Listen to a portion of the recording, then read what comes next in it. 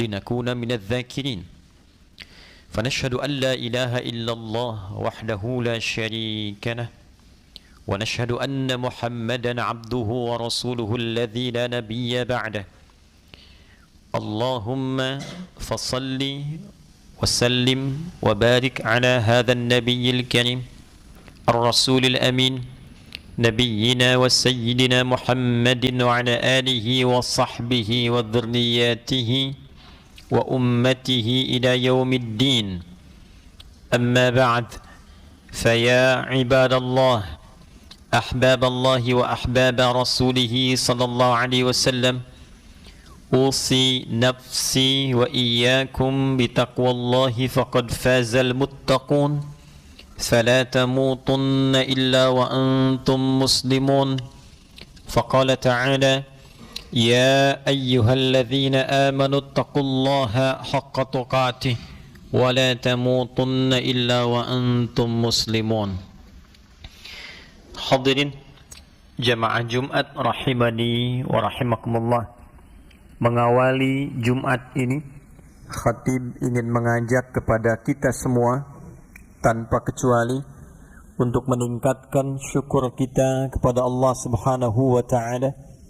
Alhamdulillah, dari sekian hamba Allah yang beraktivitas sampai detik ini, kita yang masih diberikan kemampuan untuk beriman kepada Allah Subhanahu wa taala, dan dari sekian hamba Allah yang menyatakan dirinya beriman kepada Allah, kita masih diberikan oleh Allah kemampuan untuk membuktikan keberimanan kita kepada Allah dengan menunaikan ibadah Jumat berjamaah. Semoga Jumat ini dijadikan oleh Allah Subhanahu wa taala sebagai Jumat terbaik yang berkah dari sekian Jumat yang pernah kita lalui. Hadirin, sejak manusia diciptakan oleh Allah Subhanahu wa taala, maka deklarasi yang menyertai penciptaan itu diantaranya adalah kesempurnaan, kebaikan, dan keistimewaan makhluk yang dicipta ini. Allah bersumpah di Al-Quran surah ke-95, surah At-Tin, dengan 3 risalah kenabian. Risalah Nabi Isa alaihi salam, Wat-Tini Waz-Zaitun. Risalah Nabi Musa alaihi salam, Wat-Turi Sinin.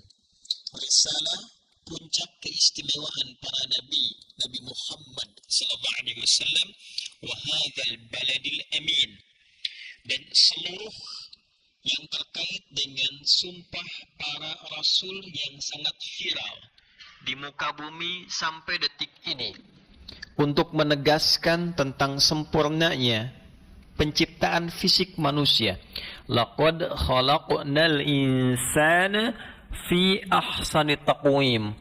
Sungguh aku tegaskan dan aku jamin penegasan ini dengan kepastian bahwa seluruh manusia yang tercipta untuk beraktivitas di muka bumi ini diciptakan dengan kondisi fisik yang sempurna.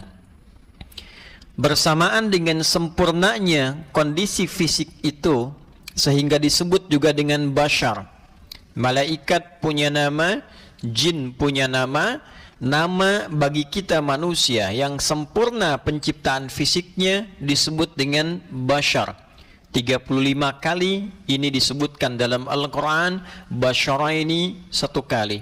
Dan inilah yang mengawali penciptaan fisik yang sempurna itu, nama bashar, yang bahkan diviralkan di kalangan para malaikat. Quran surah ke-15 di ayat yang ke-28. Wa idh qala rabbuka lil malaikati inni khaliqum bashara. Dan Muhammad sallallahu alaihi wasallam, ingatlah, pahamilah, sampaikan pada umatmu ketika Allah Subhanahu wa taala memviralkan pada kalangan malaikat ada makhluk baru yang akan dicipta dengan tugas spesifik istimewa sebagai khalifah di muka bumi. Makhluk ini diberi nama oleh Allah dengan nama Bashar. makhluk yang sempurna penampilannya, halus kulitnya, punya unsur nafsu dalam perjalanan kehidupannya. Bersamaan dengan sempurnanya fisik ini, dilekatkan pula kemuliaan sifatnya, kemuliaan karakternya. Maka turunlah Quran surah ke-17 di ayat ke-70 untuk menggambarkan kemuliaan karakteristik makhluk yang tercipta dengan fisik sempurna ini. Walaqad karramna bani Adam. Dan sungguh kata Allah, aku tegaskan, aku pastikan, aku memberikan kemuliaan karakter, sifat, kebaikan-kebaikan, pekerti pada makhluk yang tercipta bernama manusia ini sebagai keturunan dari anak cucunya Adam alaihissalam. Wa hamalnahum fil bardi wal bahr. Lalu mereka banyak beraktivitas, dominannya di daratan, ada yang di lautan. Wa razaqnahum minat thayyibat. Karena makhluk ini mulia, aku siapkan pula rizkinya yang bisa dicari dengan cara yang baik. Wa faddalnahum ala katsirin mimman khalaqna tafdila. Dan aku berikan keunggulan, kemuliaan melebihi makhluk-makhluk lain yang pernah tercipta. Lebih daripada binatang, lebih daripada tumbuhan, lebih daripada jin dengan kemuliaan yang melekat pada dirinya. Allah pencipta menyebut dirinya dengan Khaliq. Proses penciptaan disebut dengan Khalaq. Iqra bismi rabbikal ladzi khalaq. Yang tercipta makhluk, karakternya disebut dengan akhlak. Semuanya terambil dari 3 huruf dengan satu rangkaian kata. Kha, lam, dan qaf. Penciptaannya khalaqa, penciptanya khaliq, kitanya makhluk, karakternya akhlak. Maka inilah yang kemudian kita bawa dalam tugas di muka bumi. Menjadi apapun. Khatib telah terangkan tentang makna khalifah.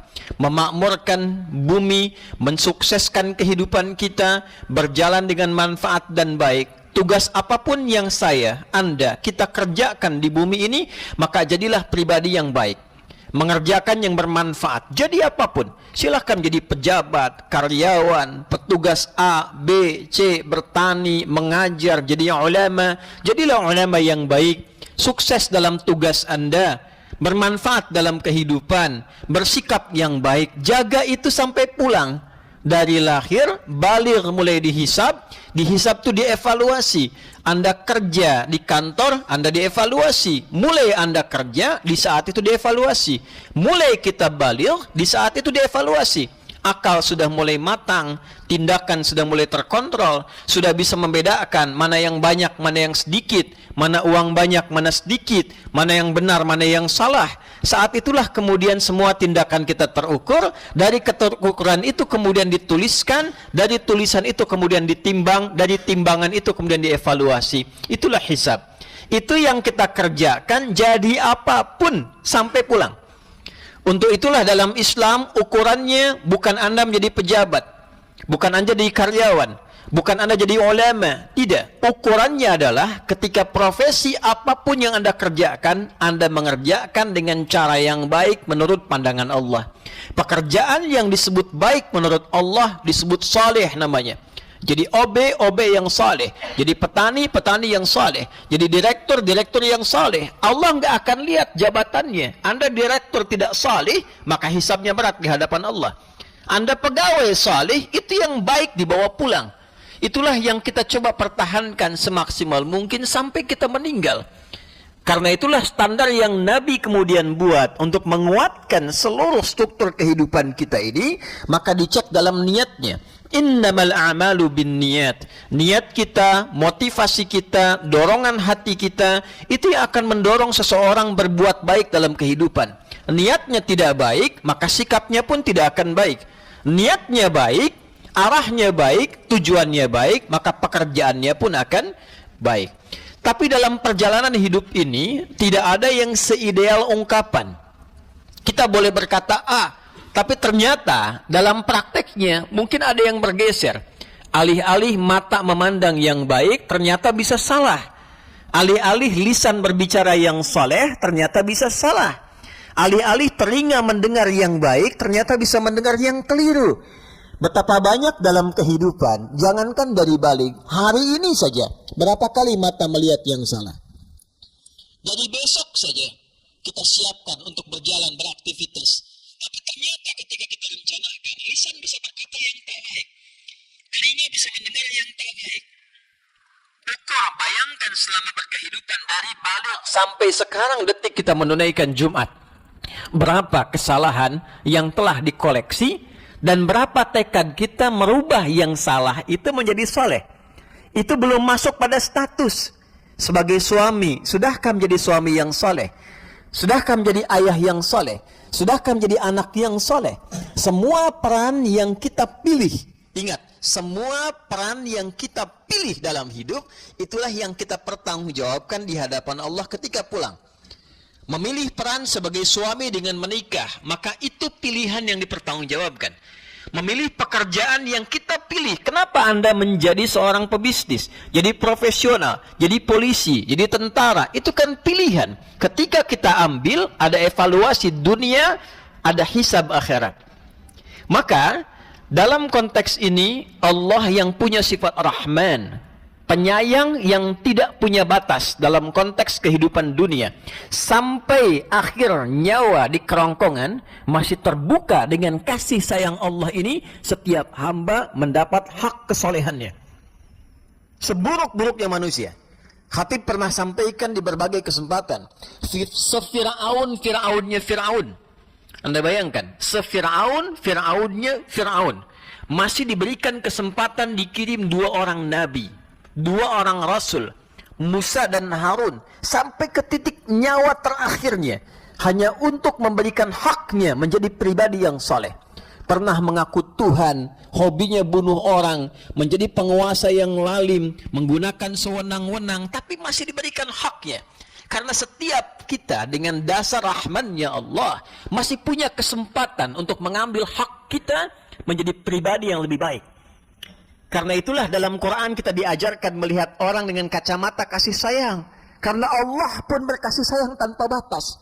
Maka siapa kita yang bukan Tuhan menghukumi orang dengan hukum yang sangat jauh dari keburukan, sementara dia masih punya hak untuk menjadi pribadi yang soleh sebelum nyawanya berpulang kepada Allah Subhanahu wa ta'ala. Maka di titik inilah kemudian kita semua diberi kesempatan. Entah apapun masa lalunya. Apa masa lalunya Umar bin Khattab radhiyallahu ta'ala anhu? Apa masa lalunya Abu Dzar Al-Ghifari yang kalau Anda lihat dalam sejarah silahkan telusuri. Siapa itu Muawiyah bin Abi Sufyan? Siapa si fulan? Siapa si fulanah? Dan seterusnya. Tapi bagaimana mereka menjadi pribadi yang bisa dikenang di kemudian hari? Orang hebat, jadi contoh, jadi teladan, jadi inspirasi, dibuat buku di mana-mana dibaca, ditebarkan, diteladani. Siapa mereka sebelumnya? Mereka adalah orang-orang yang menutup masa lalunya yang kelam, mengambil hak kesolehannya dan mempertahankan itu sampai pulang. Anda bisa bayangkan, jika 80% hidup digunakan pada yang salah, 20% yang mengambil hak yang soleh, maka 20 itu bisa menutup 80% yang telah berlalu. Bahkan ada di antara mereka yang 95%-nya salah, 5%-nya diambil sebelum meninggal hak kesolehannya, dan 5% itu menutup semua kesalahan yang pernah dilakukan. Solehnya yang viral. Betapa Allah benar dengan janjinya. Qul ya ibadiyalladzina asrafu ala anfusihim la taqnatu min rahmatillah innallaha yaghfiru dzunuba jami'a. Ya Muhammad sallallahu alaihi wasallam, viralkan pada semua hamba-Ku, viralkan dengan sifat kasihku, duhai hamba-Ku yang pernah punya masa lalu sekelam apapun, seburuk apapun. Israf itu keburukan yang selalu bertambah. Nambah, telinga dengar buruk, lisan berkata yang buruk, mata melihat kepada yang buruk. Tapi ternyata terbersit dalam jiwanya untuk mengambil hak kesolehannya. Saya ingin berubah, saya ingin jadi baik, saya ingin taubat. Sampai kapan saya begini? Kata Allah, la taqnatu min rahmatillah. Jangan kamu simpulkan putus asa untuk mendapatkan rahmat Allah. Aku Rahman, gak ada batasnya. Engkau yang punya batas dengan kematianmu. Sepanjang nyawa belum sampai ke kerongkongan, jangan simpulkan batasan-batasan dalam maafku, kata Allah. Innallaha yaghfiru dzunuba jami'a. Sungguh tegaskan pada hatimu, yakinkan pada hatimu yang paling dalam, aku Allah akan mengampuni seluruh dosa-dosa yang pernah engkau kerjakan sepanjang engkau mau kembali mengambil hak kesolehanmu. Hadirin, ketika itu diberikan oleh Allah, maka dibentangkan waktu bagi kita untuk mengevaluasi diri. Dalam harian ada malam, menjelang kemudian selesai ke subuh, ada jarak antara malam ke subuh, disebut waktu sahar. Di sahar itulah kemudian Allah bentangkan siapa yang mau istighfar, siapa yang mau berubah. Bahkan turun ayat, wabil ashari hum yastaghfirun. Ada kalangan hambaku, kata Allah, calon penghuni taman surga. Anda bayangkan, ada orang salah, pelaku kriminal yang mengambil kesempatan sebelum subuh, pernah kriminal selama hidupnya, tapi dia mau mengambil kesempatan ini, mengambil hak kesolehannya, disebut oleh Allah calon penghuni taman surga. Yang mengambil kesempatannya dalam setiap malam menjelang subuh, dia istighfar kepada Allah. Wabil ashari hum yastaghfirun. Menjelang subuh dia katakan, astaghfirullah, aku salah ya Allah, aku ingin kembali jadi baik. Astaghfirullahalazim alladzi la ilaha illa huwal hayyul qayyum wa atubu ilaih.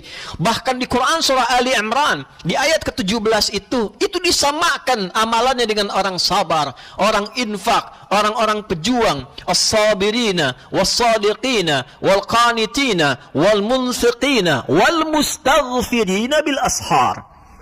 Ada para penyabar, ada orang rajin infak, ada orang khusyuk dalam ibadah, ada orang benar dalam amalannya. Itu senilai dengan orang yang rajin istighfar di waktu subuh, menjelang subuh, menjelang subuh, menjelang azan, istighfar, istighfar, istighfar. Ada yang pekanan Jumat, di Jumat waktu yang luar biasa, ba'da asar, menjelang maghrib, maksimalkan istighfar, minta rahmat Allah. Ada yang bulanan datang, ada yang tahunan, ada yang sekaligus mengevaluasi dari ujung kepala sampai ujung kaki.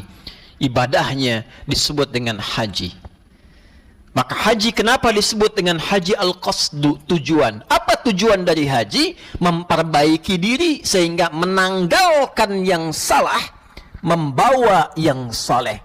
Ditanggalkan yang salahnya di sana, Arafat, kenal kesalahan kita. Mengapa selama ini jauh dari Allah, susah sholat, susah berbuat baik, sulit baca Al-Quran. Maka dia evaluasi diri, istighfar di padang Arafat itu, istighfar. Setelah itu dia simpulkan faktornya 3, karena nafsu terlalu dominan. Inilah Aqabah. Maka datang kemudian ke Masy'aril Haram, kemudian datang ke Muzdalifah. Hal dia ingat yang membuat dia terpeleset, bawa batu kemudian 7. Dia lontar di jamarat. Yang dilontar itu Aqabah. Aqabah itu dalam internal kita, penguasaan nafsu yang terlalu dominan. Kalau ada kita berbuat perilaku yang tidak baik, bukan salah orang, salah kita pada puncaknya. Kenapa nggak bisa menata nafsu kita sendiri? Kalau orang nyogok kemudian Anda korupsi, yang salah itu bukan orang yang nyogoknya yang pertama kalinya, tapi yang salah pertama kali adalah ketidakmampuan kita mengendalikan nafsu. Kenapa diterima? Kalau kita tolak pun kan bisa, tidak mengurangi rezeki. Jadi itulah kenapa yang pertama Aqabah yang dilontar. Setelah kita catat di Arafah, inilah saya. Kekurangannya tuliskan 1, 2, 3, 4, 5, tanggal 9 Dzulhijjah. Malamnya ke-10 kemudian 10 tunda, begitu masuk 10 dini hari berangkat ke jamarat, lontar Bismillahi Allahu Akbar, lontar Bismillahi Allahu Akbar, lontar. Hakikatnya yang dilontar adalah perilaku kita sendiri, sifat-sifat yang tidak baiknya. Yang buruknya dibuang, yang baiknya muncul. Setelah merasa baik itulah menghadap ke arah kiblat dan mengatakan, Inni wajjahtu wajhiya lilladzi fatara as-samawati wal arda hanifan muslima wa ma ana minal musyrikin. Inna salati wa nusuki wa mahyaya wa mamati lillahi rabbil alamin. La syarika lahu wa bidzalika umirtu wa ana minal muslimin, atau wa ana awwalul muslimin. Ya Allah, aku tegaskan sepenuhnya, aku menghadap diriku sepenuhnya padamu, pencipta langit, bumi dan semesta alam. Selama ini aku sholat, selama ini aku ibadah, sampai aku haji saat ini, aku hidup ya Allah. Kalaupun wafat di tempat ini, Atau engkau beri kesempatan aku baru, lembaran hidup baru setelah meninggalkan kota suci ini, aku berjanji akan menjadi muslim yang baik. Aku tidak akan pernah berbuat syirik, dan aku akan berpegang pada ketentuanmu sampai aku kembali kepadamu. Saksikan ya Allah, aku ingin berubah jadi muslim yang lebih baik. Maka saat itulah kemudian dia tawaf. Gambaran dari aktivitas dimulai yang baru. 7 kali gambaran 7 hari dalam sepekan. Bukan hanya bolak-balik gelap, balik gelap, berangkat gelap, pulang gelap, kena macet, dorong-dorongan, klakson-klaksonan, kadang lihat proyek dorong-dorongan. Tawaf itu bukan sekedar dorong orang, pengen cium hajar aswad, sampai sewa joki, sampai singkirkan, sungkurkan orang. Tidak, dia bergerak, ritmenya bagus, berputar. Menghargai orang, dia tahu jatahnya, dia tahu porsinya, sambil dia berzikir subhanallah walhamdulillah wala ilaha illallah wallahu akbar. Sadar sekarang akhirnya bekerja tuh rezeki udah diatur, tak perlu senggol orang, tak perlu singkirkan orang. Jalani kehidupan dengan nyaman sambil berzikir, siapkan untuk pulang, cari peluang, sa'i, berusaha dengan sungguh-sungguh. Beningkan hati, naik ke atas bukit, setengah kesuksesan dengan hati yang bersih, setengah apa yang kita ingin capai kita dapatkan. Sadar, naik turun, usaha itu mesti ada ikhtiarnya, naik turun. Hari ini kita di atas, mungkin besok kita turun ke bawah. Jangan putus asa. Kalau perlu kita lari cepat, kejar peluang. Walaupun yang kita kejar kadang-kadang tidak kita raih saat itu. Tapi setelah 7 kali, bukan berarti 7-nya, tapi usaha kita yang dilihatnya. Jangan pikirkan hasil, Anda akan cepat kecewa. Tapi ketika Anda berikhtiar dengan optimal, tanpa sadar kadang-kadang apa yang kita dapatkan ternyata ada di samping kita. Zam, kumpul jangan berhenti, kumpul jangan berhenti. Kadang apa yang kita kejar, proyeknya datang di samping kita. Apa yang kita raih ternyata hadir di sekitaran kita. Tapi tanpa kita sadari, itu adalah akumulasi kerja keras yang telah kita kumpulkan berapa lama sebelumnya. Hadirin, pulanglah ia membawa sifat baru, meninggalkan salahnya, membawa solehnya. Sifat soleh yang muncul setelah salahnya hilang, itu disebut dengan birrun namanya. Al-birru. Ketika melekat pada diri pelakunya, maka disebut mabrur namanya. Ini yang dimaksud dengan hadis Nabi sallallahu alaihi wasallam, wal hajjul mabruru laisa lahul jazaa illal jannah. Dan haji yang merubah pelakunya menjadi pribadi yang lebih baik, mengambil hak kesolehannya, menanggalkan yang salah, menggunakan yang saleh, dia bawa pulang ke tempat dia berasal, dan dia jaga itu sampai meninggal, dia berubah jadi baik sampai meninggal. Itulah yang menjamin dia mendapatkan surga di sisi Allah subhanahu wa ta'ala. Jadi dalam ritual praktikalnya ada pelajaran. Tapi bagi kita yang mungkin tahun ini belum berangkat haji, yang belum ada kesempatan haji, maka ambil substansinya. Pelajari, ambil hak kesolehan kita. Karena itu Allah adil. Bagi yang belum berangkat diberikan ritual yang berbeda. Tentu tidak sama dengan haji ritualnya, tapi substansinya bisa serupa. Tidak ada yang menandingi sholat di dalam Masjidil Haram. Di sana 100.000, di sini 1. Berjamaah kali 27, di sini kali 27. Tapi kalau orang berhaji tidak paham esensi, dia hanya bolak-balik, dia katakan labbaik, kata Allah la labbaik, nggak ada labbaik. Kamu nggak jelas. Perangkat kamu haram, pakaian kamu haram, niat kamu haram, perilaku kamu haram. Tapi bagi kita yang belum berangkat, kita doakan semua berhasil dengan baik. Kita di sini ambil esensinya. Maka 10 hari yang pertama kita manfaatkan dengan baik.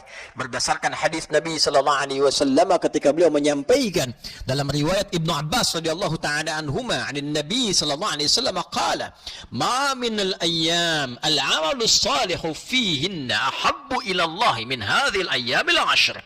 Enggak ada perjalanan hari dalam setahun kecuali yang terbaik itu 10 hari pertama bulan Dzulhijjah.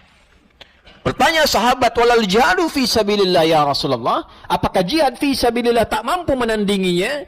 Maka menjawab Nabi sallallahu alaihi wasallam, walal jihadu fi sabilillah illa rajulun kharaja bi nafsihi wa malihi wa lam yarji' min dzalika bi syai'. Enggak ada yang menandingi kecuali satu bentuk perjuangan, orang yang berjuang dengan fisiknya, dengan hartanya sampai meninggal dia diniatkan karena Allah, itu yang tertinggi. Yang berhaji, Anda ayah yang bekerja, mencari nafkah. Ada anak yang berjuang untuk orang tua. Sampai dia meninggal.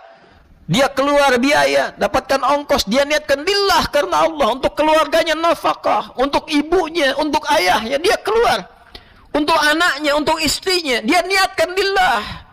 Meninggal dia di pertengahan. Fi sabilillah. Pernahkah tahu kita informasi tentang itu? Hadirin, jika itu dilakukan di 9 pertama Dzulhijjah, hari ke-10-nya kita salat, maka kita kerjakan, tingkatkan amal saleh, tingkatkan puasa, tingkatkan sedekah, tingkatkan bekerja, niatkan lillah sampai hari ke-9 kita puasa. Di sana wukuf Arafah, di sini puasanya namanya sama, puasa Arafah. Siyamu yaumi Arafata anni ahtasibu 'ala Allah an yukaffira sanati allati qablahu wa sanati allati ba'dahu. Puasa di hari orang wukuf. Di sana wukuf, di sini puasa. Puasanya pun disebutkan dengan nama substansinya, Arafah. Kenali diri kita, bukan puasa biasa.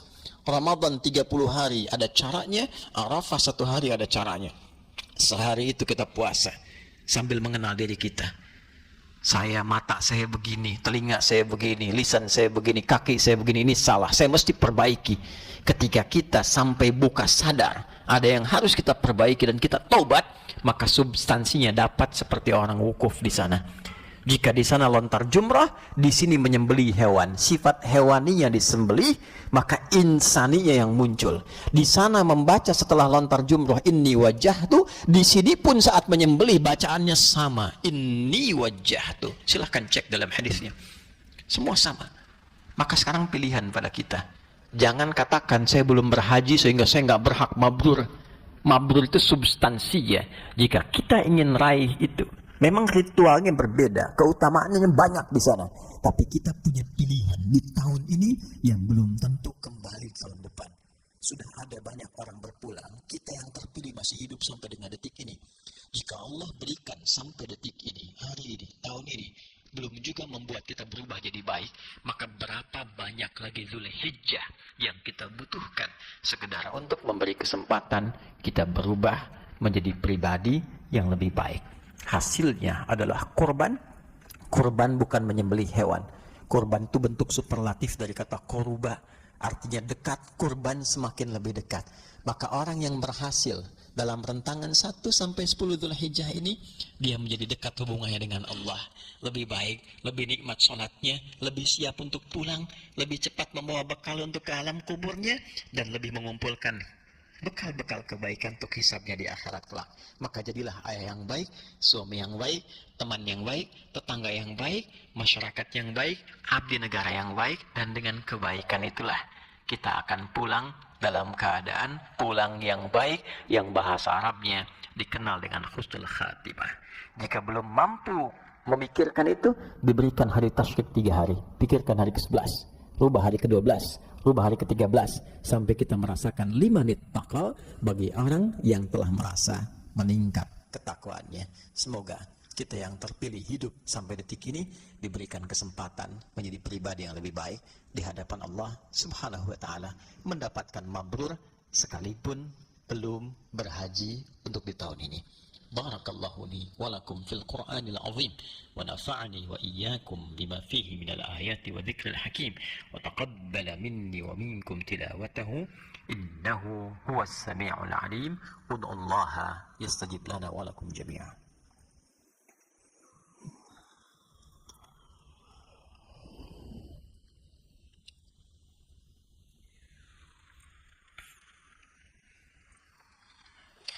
Alhamdulillah wassalatu wassalamu ala rasulillah wa ala alihi wa sahbihi ajma'in wa man wala. Amma ba'd, faya ibadallah, usi nafsi wa iyyakum bitaqwallahi faqad fazal muttaqun.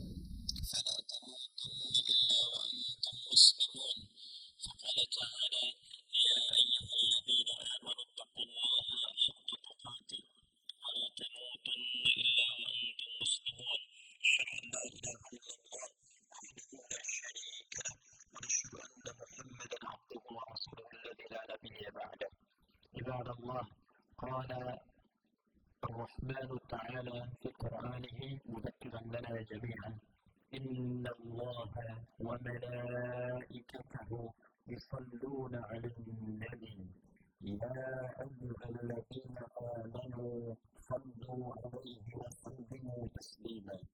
اللهم صل وسلم وبارك على هذا النبي الكريم الرسول الأمين نبينا وسيدنا محمد وعلى آله وصحبه أجمعين.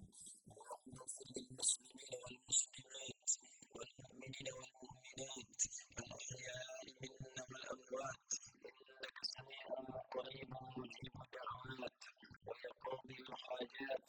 اللهم تقبل منا صلواتنا وقيامنا وركوعنا وسجودنا وصيامنا وحجنا، واجعل الحجاج حجهم حجا مبرورا وسعيهم سعيا مشكورا وتجارتهم تجارة لن تبورا وذنبهم ذنبا مغفورا وألحقنا معهم في رحمتك يا الله مع الذين أنعمت عليهم من النبيين والصديقين والشهداء والصالحين وحسن أولئك رفيقا. اللهم يا خير الناصرين اللهم انصر إخوتنا في فلسطين وفي كل مكان المبتلين واجعل أحياءهم مجاهدين في سبيلك وموتاهم شهداء وألحقنا معهم في رحمتك يا أرحم الراحمين. واحفظ بلادنا أندونيسيا واجعلها بلدة طيبة وأنت ترضاها، واحفظ أمراءه يا الله، واحفظ أمراءها واجعلهم مخلصين لك الدين ليخففوا حسابهم يوم القيامة، واجعل يا الله علماءها مخلصين لك الدين. اللهم ربنا آتنا في الدنيا حسنة وفي الآخرة حسنة وقنا عذاب النار. وصلى الله على سيدنا محمد وعلى آله وصحبه أجمعين، وآخر دعوانا عن الحمد لله رب العالمين. عباد الله إن الله يأمر بالعدل والإحسان وإيتاء ذي القربى وينهى عن الفحشاء والمنكر والبغي يعظكم لعلكم تذكرون. ولذكر الله أكبر والله يعلم ما تصنعون. أقيموا الصلاة يرحمكم الله.